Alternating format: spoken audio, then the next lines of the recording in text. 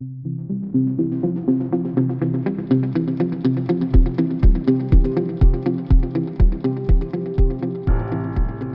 to the Bismarck Cancer Center podcast. I'm your host, Dana Hager, Education Outreach Services Coordinator at the Bismarck Cancer Center. In this podcast, we'll share stories of hope, health, and healing, and learn more about the people and technology behind the scenes at the Bismarck Cancer Center. Today's guest is Melissa Klein, Radiation Therapy Manager and Construction Manager at the Bismarck Cancer Center. Welcome, Melissa. It's so good to have you here. Thanks for having me, Dana. Yay. Happy to be here. I talked a little bit about being a construction manager. We'll get to that later. That's kind of a fun little thing we'll talk about. But first, let's get to know you a little bit. You've been at the Cancer Center for a long time. Tell us a little bit about yourself, about your background. Yeah, so I'm Melissa Klein. I'm a radiation therapist. I've been at the Cancer Center for 15 years, so quite a long time. You started when you were 5, yes. Yeah, exactly.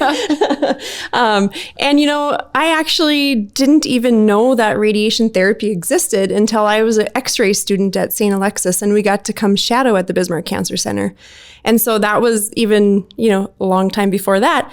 And that's what introduced me to radiation oncology. And just to see the work back in 2002 that they were doing and the things that they were providing to their patients at that time, it just really grew my love for radiation oncology and the fact of getting to know your patients and building those relationships and providing them with a service that's helping heal them, helping change their life, helping save their life, and the appreciation that they showed for, every single thing that was happening there. It just was inspiring to me, and that's what led me to go into radiation oncology. It's funny, I'm just going to touch base. We had another guest on this show talk about how they didn't know really about radiation as a radiation therapy, oncology as a profession until later on. And I feel that I hear a lot of students say, I want to shadow or do something somewhere. The cancer field has a lot of career opportunities. Yep. And are they currently looking for people to work? We are. We're actually hiring radiation therapist positions right now. And so we're very fortunate to be able to have students come over and shadow and let them see what we do and let them have the opportunity to learn about radiation oncology. So we take that very seriously and try to give them the best opportunity and experience that we can. And from firsthand that that's how you got into this field and what brought you here. It's life-changing. So then that sent you down the path to become a radiation therapist. Yeah. And then did you start at the Cancer Center in Bismarck right away? No, I actually had a couple jobs before. We made a venture to California and we were there for about a year. Did you go for the weather? We went for the weather. Okay. Yeah. Well, actually, we just went for the experience. And what that experience brought us was wanting to be closer to home and to family. And so a job opened up in Fargo. And so I took that position.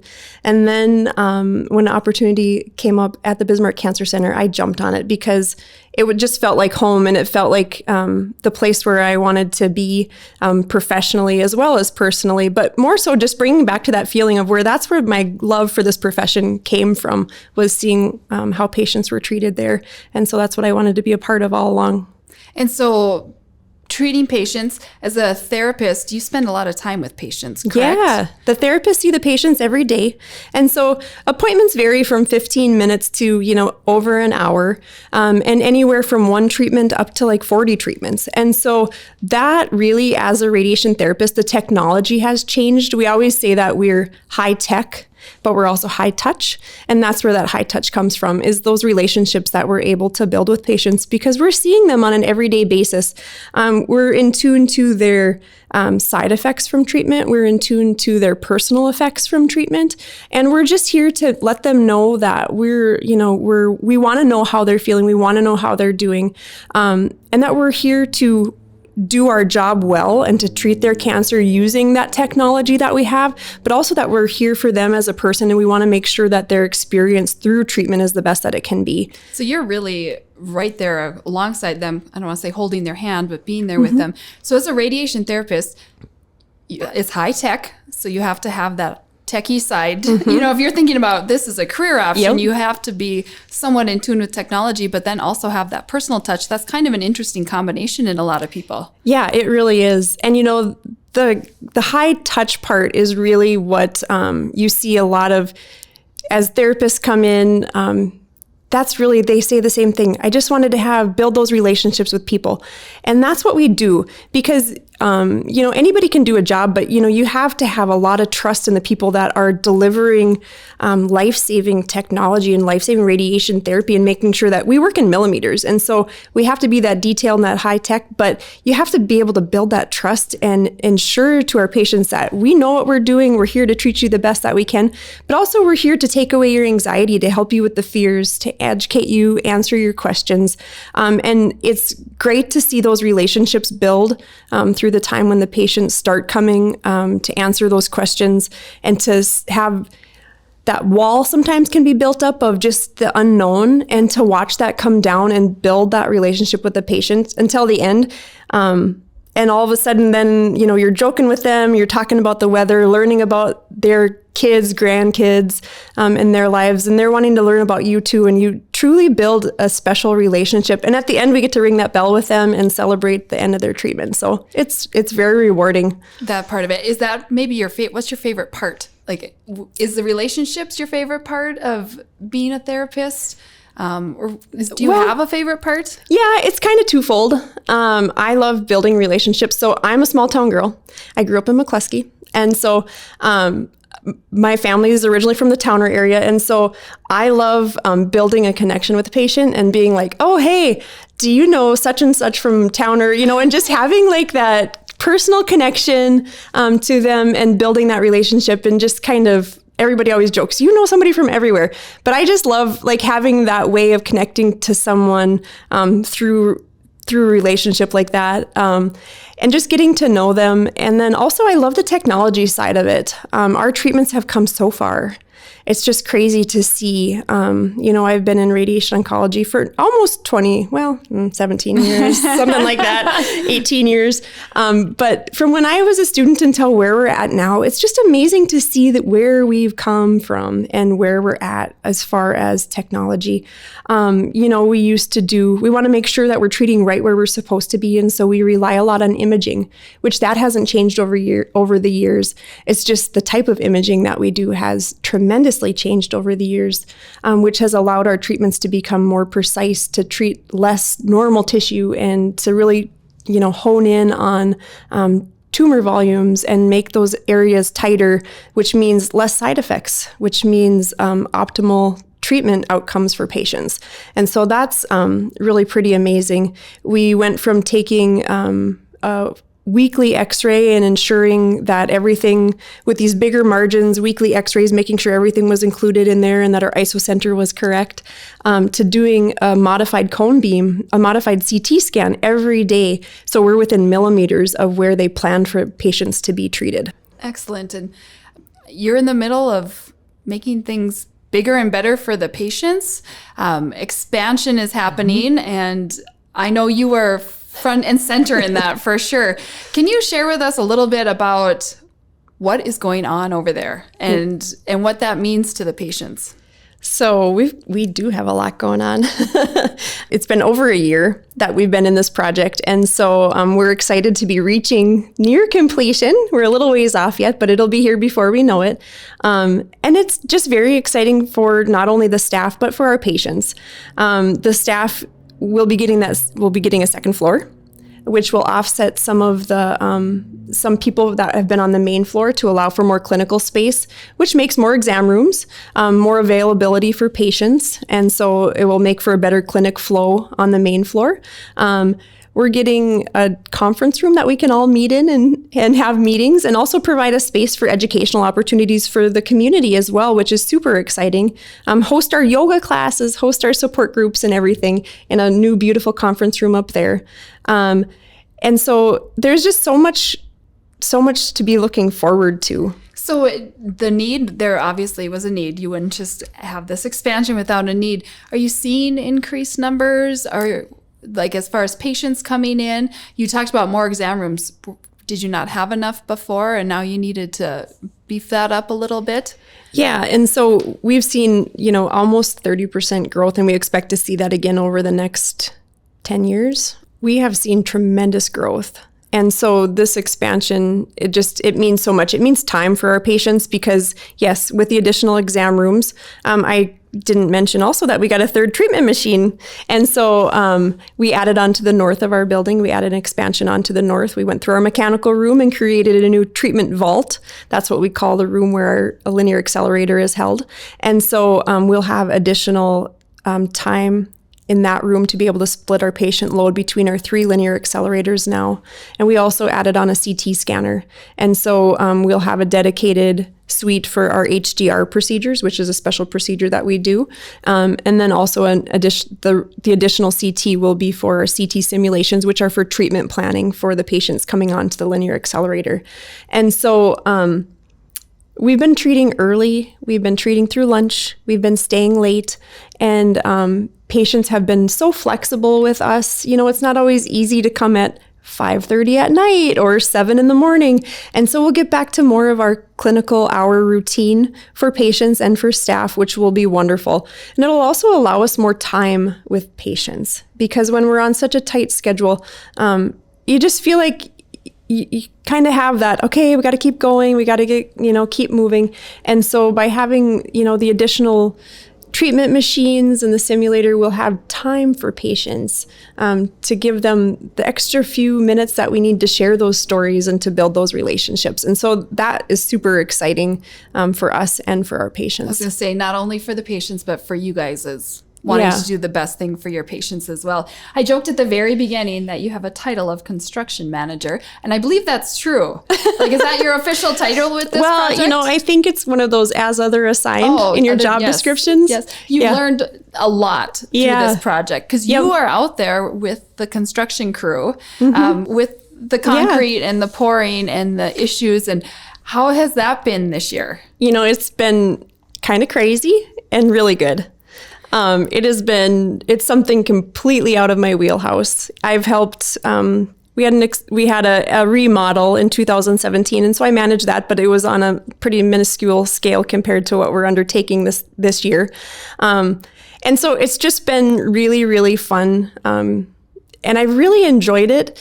It's been learning new things, adding to my wheelhouse. It's been watching YouTube videos on how things operate as far as mechanically, electrically, to make sure I'm understanding what everybody's talking about. You're adding to your resume all these things that you now know, right? Yeah, I never thought I would know that much about a chiller system, but I do now. I have no idea what that even is.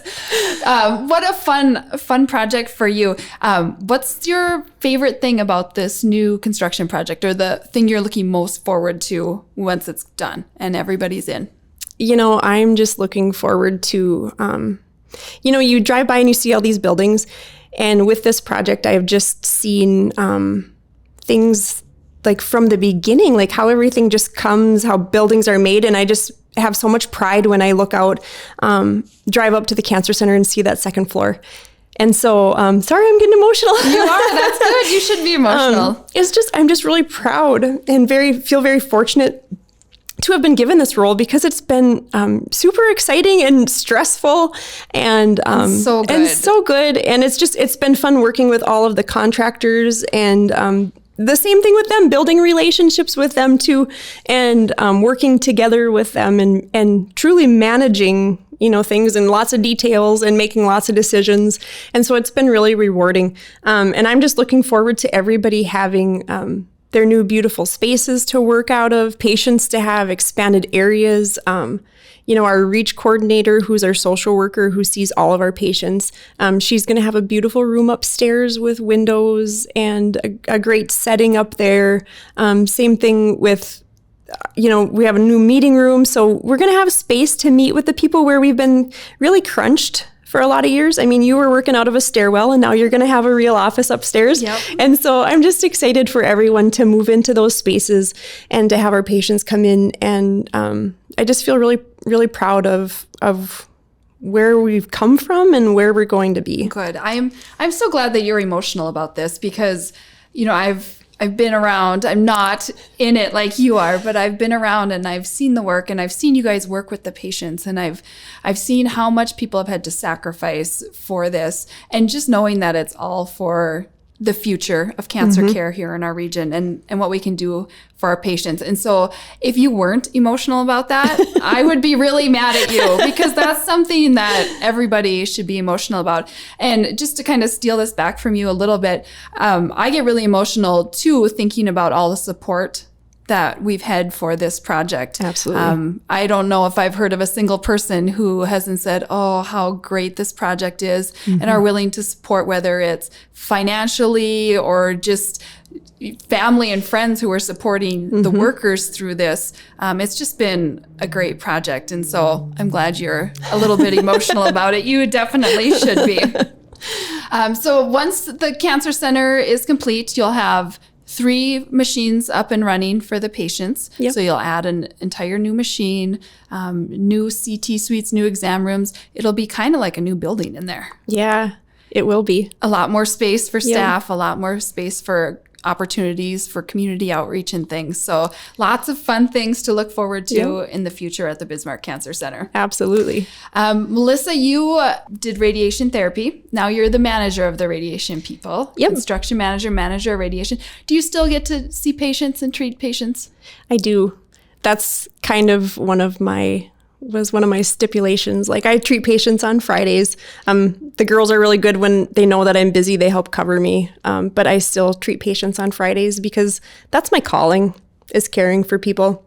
And so it was just really important for me to be able to be in the trenches with my girls too, with how our technology changes so quickly. And I wanted to be able to come and cover someone if they needed, and to cover lunch or cover breaks. And I felt like if I'm not treating on a regular basis, I'd kind of lose some of that. And so I know what it's like for them on an everyday basis. And so it's just important for me to have that connection with the patients, but also the connection with my staff. So they know that if they need something, they can come to me and I can jump in and cover for them, or do what I need to do on the technical side of things. Good for you. You hear a lot of that, managers who move up and you start doing your job and you love it, and then you move up to a management position and that's not what you do anymore. So especially with your passion and how much you care, it's so good that you have the opportunity to still see patients and be part of that. And I appreciate everyone's flexibility with me through treating on Fridays, but also through this project. You know, hats off to the staff. Man, it's been crazy. As far as putting up with things being displaced, whether it's people or supplies or items that, you know, you go to every day, like a copier, and noise, and, you know, just the extra people in and out of the building. And so everyone has been wonderful and super supportive. And so our staff, just hats off to them for, you know, surviving through this project. In survival mode. Yep. One quick story before I let you back to your real world. When I started at the Cancer Center, and I know you mentioned that I worked in a stairwell, and that was not an exaggeration. Nope. I actually worked in a stairwell, and it was so interesting and refreshing to me to come to a place where people didn't care. Like, yeah, I worked in a stairwell. There's a guy who worked in what would be the future elevator shaft, and people were happy and they didn't care. All they wanted to do was just do a good job and be there for the people that come through the doors. And so it's rewarding to see this come to light and to see this new space be here. And thank you for all your hard work on it, because I know you've blood, sweat, and tears probably this past year. Yep, a little bit of everything. For 2 years to get us here. But we just definitely appreciate all the work that you've done for the patients, for our region, and for the Cancer Center. So thank you, Melissa. Thanks, Dana. Anything else you want to share with us before you go back to construction duties, Cancer Center duties? You know, just thanks for having me. Thanks for visiting. And the elevator's up and running. I got to ride in it last week. So we're getting there, slow but sure. So awesome. Well, thank you, Melissa. Thank you for listening to the Bismarck Cancer Center podcast. Subscribe to hear new episodes anywhere podcasts are found, and connect with us on Facebook, Twitter, or bismarckcancercenter.com. We'll talk again next time on the Bismarck Cancer Center podcast.